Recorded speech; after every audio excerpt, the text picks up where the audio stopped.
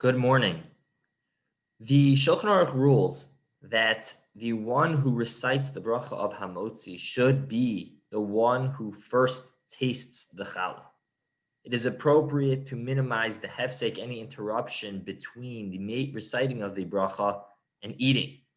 However, the Ramah does say that it is mutter, it is allowed to first finish cutting all of the slices and then eat, as opposed to cutting one slice, eating, and then finishing cutting the rest. In fact, Rav Shechter records that his father had the practice to first cut all of the pieces and only afterwards eat, because of the fact that the Ramah says that is acceptable.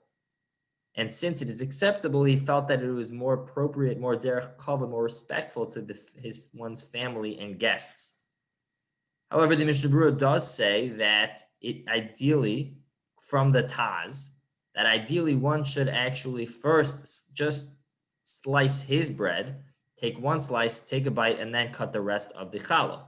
Clearly, there are achronim, there are poskim on both sides. However, what is most important is that the one who is reciting the bracha should minimize the time between reciting the bracha and eating, and also that he should be the one who is first to eat the bread. One other point to cover is the concept, the idea that we don't hand bread directly into the hands of another. The Rambam and the Shulchan Aruch both write that one should cut the bread and place it down in front of another person, and then that person should take it.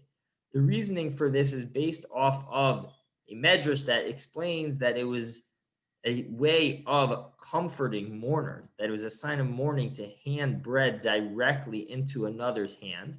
And therefore, for those who are not mourners, it seems inappropriate to do so. And the minhag therefore developed, and this is brought in Shulchan Aruch, that we don't hand the bread directly, but rather we put it on a tray, we put it on the table, we pass it in some other way other than from one hand to the other.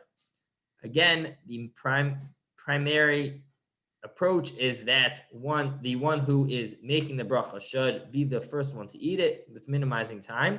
And also, as far as distributing the bread, one should cut it and pass it out on a tray or otherwise, but not directly handing to the other person. And one final point is that the Mishnah Berurah says that it is inappropriate to throw the bread. That's a derech bizayon, that is not a respectful way to treat the bread, which we recited the bracha of Hamotzi on it, that we shouldn't go ahead and throw it to someone else at the table, but it should be done in a respectful way and not from hand to hand. Have a fantastic Shabbos.